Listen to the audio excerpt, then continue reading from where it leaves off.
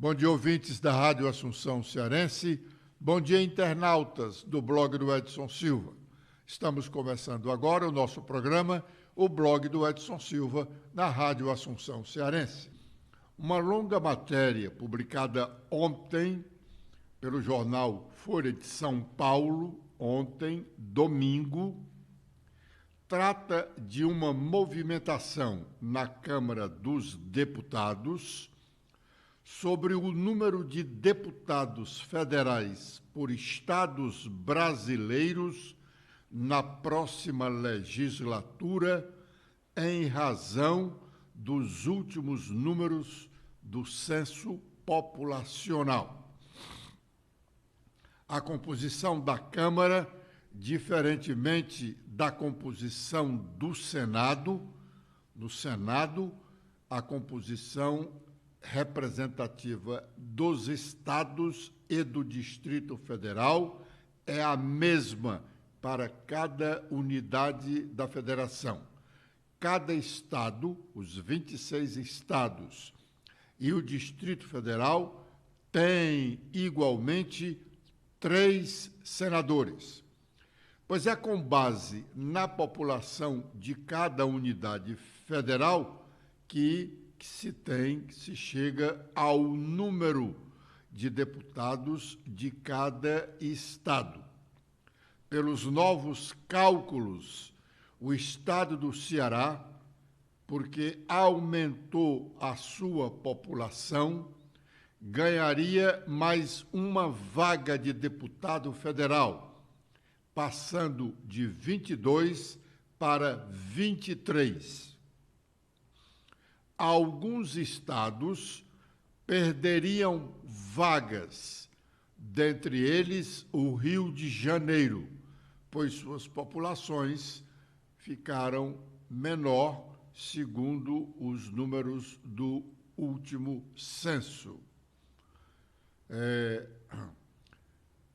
A composição total da Câmara, 513 deputados, não será alterada. Aumentando, esse é um outro detalhe interessante, aumentando o número de deputados federais, também aumenta o número de deputados estaduais, pois há uma proporção entre as duas representações. E, óbvio, se aumentou a população do estado para o cômputo dos votos da bancada federal, claro que também aumenta o número de deputados estaduais. O número de vereadores não guarda proporcionalidade com o de deputados federais e estaduais, mas tão somente quanto à população da cidade. Ainda não é possível se mensurar o tamanho da Câmara Municipal de Fortaleza e de outras cidades do estado, em razão do novo censo. A Câmara será renovada nas eleições do próximo ano, 2024, e a Assembleia Legislativa e Câmara Federal somente em 2026. Ciro Gomes iniciou ontem o seu programa nas redes sociais, denominado de Brasil Desvendado.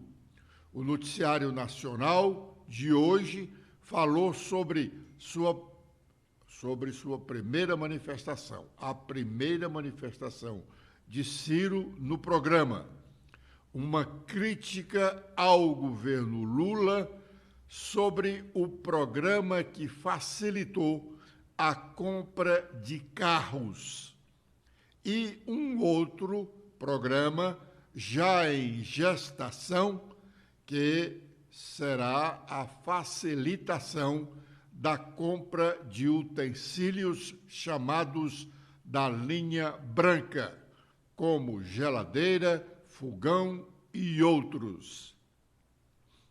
A propósito, o principal editorial desta segunda-feira, 17 de julho, do jornal O Estado de São Paulo, faz uma crítica ao programa do governo federal de estímulo à compra de carros. Segundo o jornal paulista, em vez de carros, o governo deveria estar preocupado com a construção de moradias. Stephanie. Olá, Edson, olá, internautas do blog do Edson Silva. O Estadão destaca que a Caixa ainda fará a checagem das propostas, o que inclui a visitação dos terrenos indicados, mas, segundo o Estadão, já haveria projetos suficientes para erguer 74,8 mil imóveis, o suficiente para contratar todas as unidades previstas em São Paulo, Minas Gerais, Alagoas, Bahia, Ceará, Pernambuco, Paraíba, Piauí, Sergipe, Rio Grande do Sul, Amapá, Amazonas, Tocantins, Goiás e Mato Grosso do Sul. O balanço parcial do programa evidencia a demanda reprimida para atender a chamada faixa 1, que abarca famílias com renda de até 2 salários mínimos. São pessoas que não têm condições de assumir um financiamento imobiliário nos termos em que os bancos oferecem e que precisam de subsídio do Estado para terem acesso digno à moradia. Por iniciativa própria, as construtoras jamais cogitariam atender um público tão vulnerável. Por outro lado, uma vez que o Estado reserve recursos para suas políticas públicas bem desenhadas, o setor privado responde de imediato. O prazo para o envio de projetos havia sido aberto no dia 3 de julho e em apenas 10 dias foi possível atingir a meta fixada para a maioria dos estados do país. Ciro Gomes já havia feito uma manifestação crítica ao programa do governo federal de facilitar a compra de carros populares novos. Ele fez essa crítica para empresários cearenses quando fez uma palestra na Câmara de Dirigentes Lojistas de Fortaleza há poucos dias. Ele chegou a dizer que esse programa do governo era para beneficiar a indústria automobilística que estava com os seus parques abarrotados de carros novos. Então, essa iniciativa federal era para ajudar essas montadoras, sobretudo as montadoras internacionais.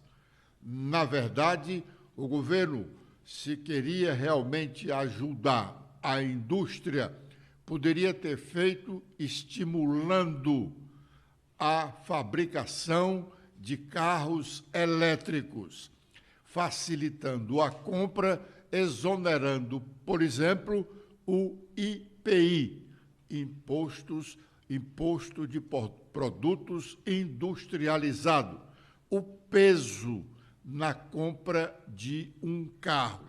Paga-se muito alto o imposto IPI na compra de qualquer carro. Se o governo estimulasse a compra de carros elétricos, estava dando uma grande contribuição ao meio ambiente,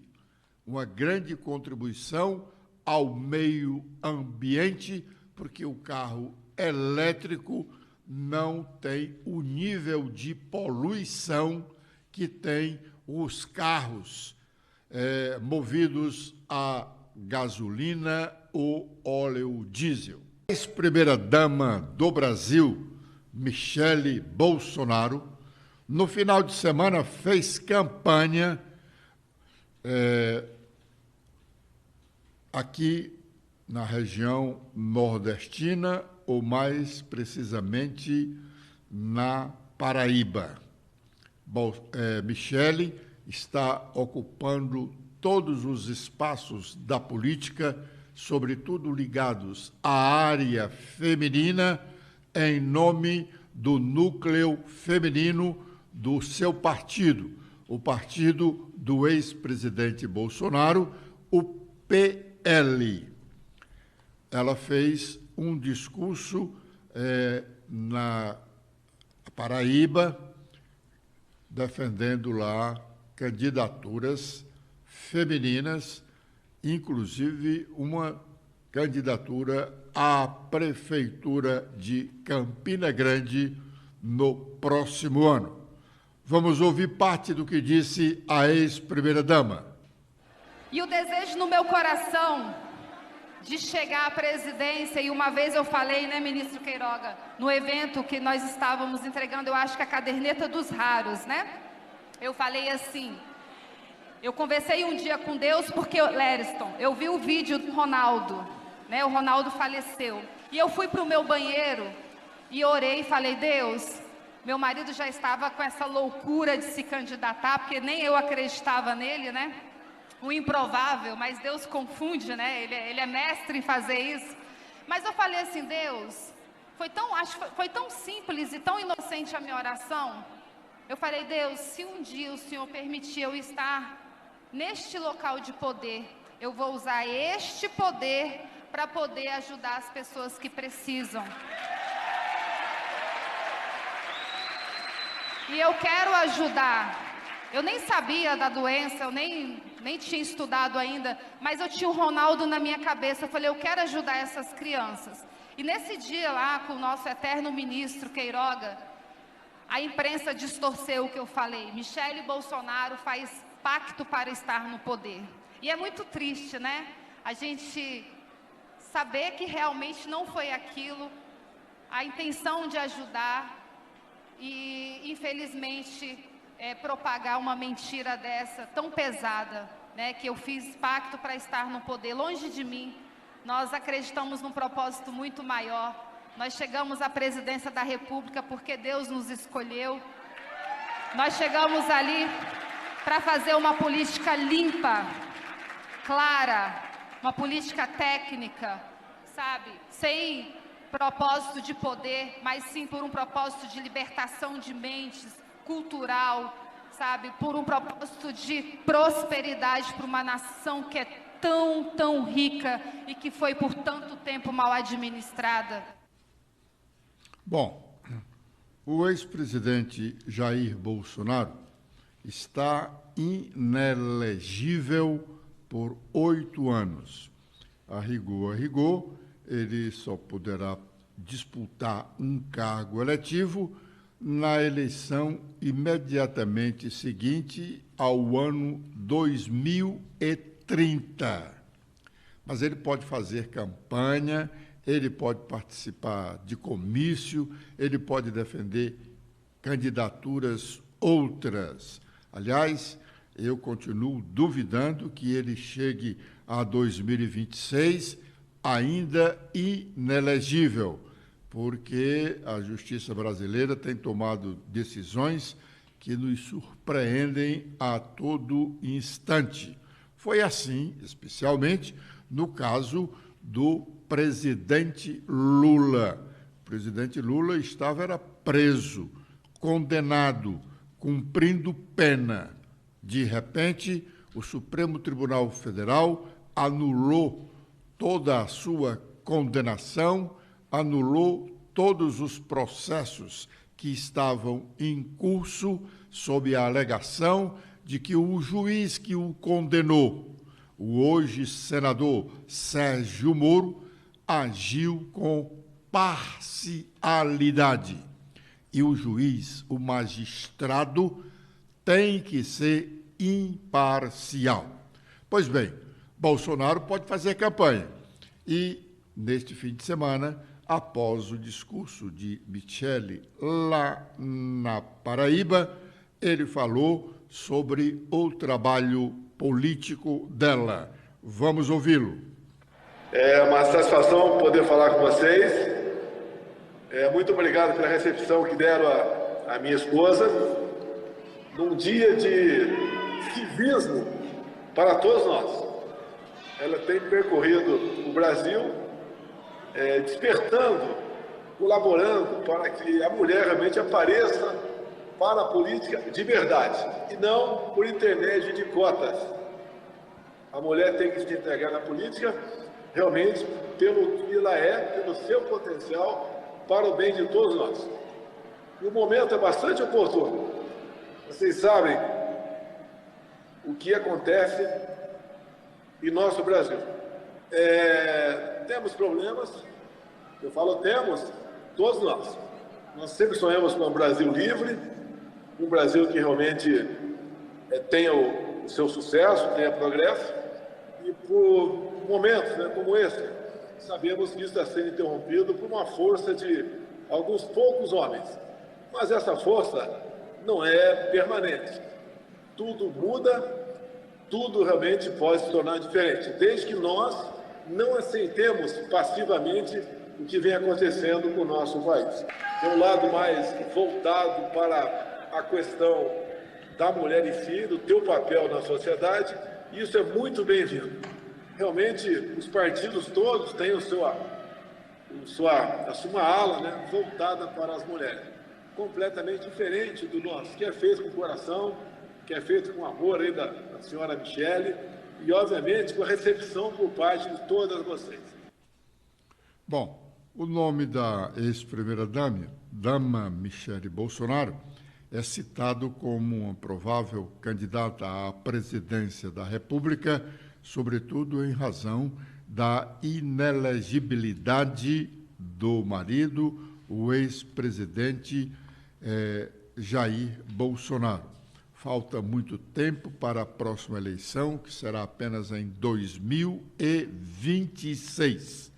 Também, além do nome dela, outros nomes são citados, dentre os quais o do governador de São Paulo, Tarcísio Vieira, que foi ex-ministro do governo Bolsonaro e chegou ao governo paulista com o apoio de Bolsonaro. Agora é o momento de sabermos quais as nossas manchetes. Letícia. Olá, Edson. Olá a todos que acompanham o nosso programa desta segunda-feira. Com as atualizações feitas no nosso blog, temos que a Codevasf, mesmo com todas as notícias de envolvimento com corrupção, funcionará em prédio da Assembleia Legislativa aqui do Ceará.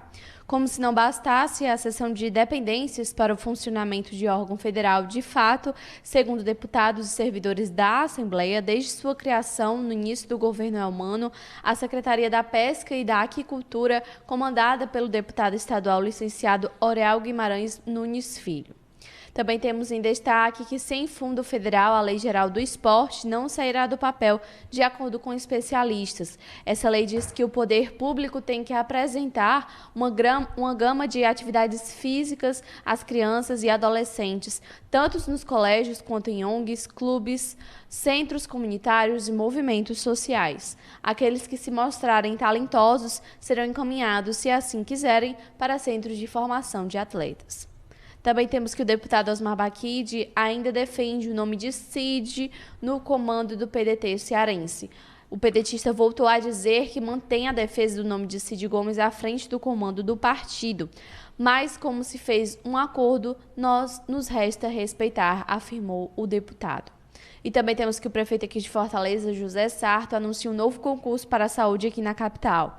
Apesar das muitas notícias negativas na área, o prefeito tem interesse de deixar a sua marca na saúde aqui de Fortaleza. Com os destaques nacionais em principal manchete, começando pelo Estadão, é que o governo Tarcísio de Freitas, de São Paulo, encontra buracos de 200 milhões de reais em obras não concluídas em estradas daquele estado. Ao todo, 420 obras foram paralisadas, canceladas ou nem foram iniciadas, o que corresponde a mais de 2,4 mil quilômetros. Agora, com os destaques do Globo, temos em principal destaque que a polícia italiana dará à Polícia Federal imagens com tira-teima da hostilidade ao ministro Alexandre de Moraes. No aeroporto de Roma, o ministro afirma que foi chamado de bandido, comunista e comprado, e o acusado nega ofensas. Temos também principal destaque em tempo real que o presidente Lula diz que pretende concluir neste ano o acordo equilibrado com a Europa diante de todos esses trâmites entre Mercosul e a União Europeia. E também temos com as últimas atualizações da Folha de São Paulo sobre a reforma tributária, que a IVA do Brasil pode ir a 28% e ser o maior do mundo, segundo pesquisa do IPEA. Aprovados na Câmara, regimes tributários favorecidos, alíquotas reduzidas e isenções elevam o novo tributo. E também temos em principal destaque que a Europa anuncia 242 bilhões de investimento na América Latina e no Caribe. O presidente Ursula fez um anúncio ao lado do presidente Lula durante cúpula lá em Bruxelas. Como a Letícia citou aí, uma das nossas últimas manchetes, as manchetes nacionais, dá conta da hostilidade sofrida pelo ministro do Supremo Tribunal Federal e presidente do Tribunal Superior Eleitoral, Alexandre de Moraes, no último sábado, no aeroporto internacional em Roma, onde ele fazia uma escala para visitar outro país europeu. Não é nada gratificante manifestações desse tipo, ao contrário, a autoridade precisa ser respeitada, mas os ministros do Supremo estão se expondo demais.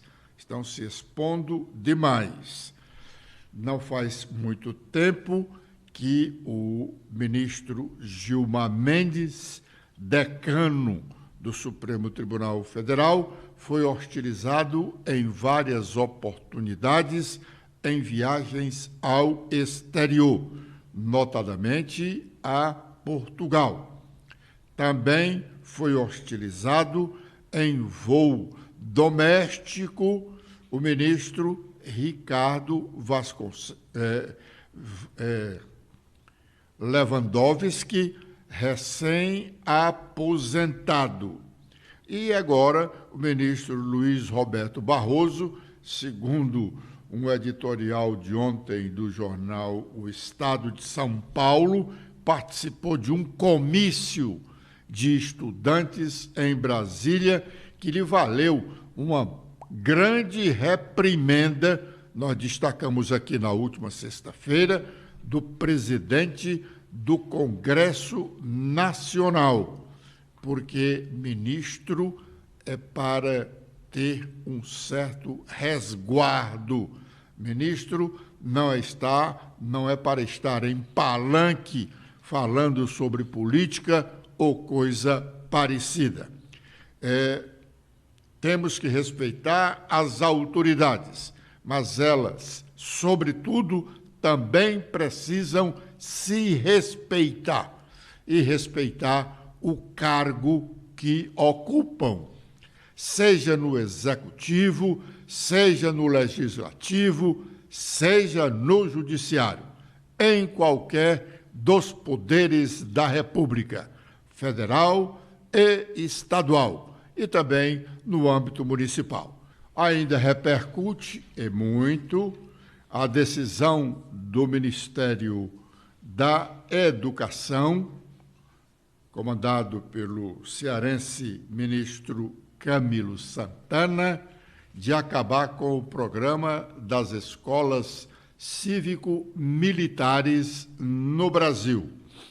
Ontem, na coluna do jornalista Hélio Gaspari, ele comentou sobre o assunto, dizendo que, com uma canetada, o Ministério da Educação cortou os recursos para 202 escolas cívico-militares de 15 estados, onde estudam cerca de 120 mil jovens.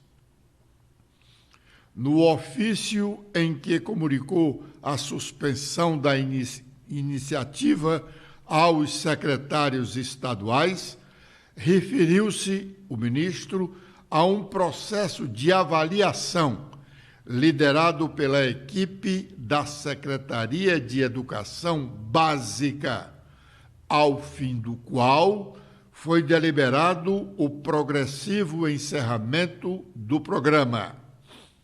E prossegue o jornalista Hélio Gaspari. Não se conhecem as conclusões de qualquer avaliação pedagógica dessas escolas. E a nota técnica que instruiu a decisão discute genericamente a questão. A medida anunciada na última quarta-feira é a um só tempo onipotente e inócua.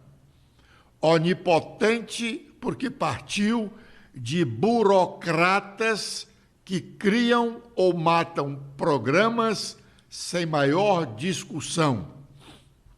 Inócua porque em 48 horas 5 governos estaduais anunciaram que financiarão as escolas com seus recursos.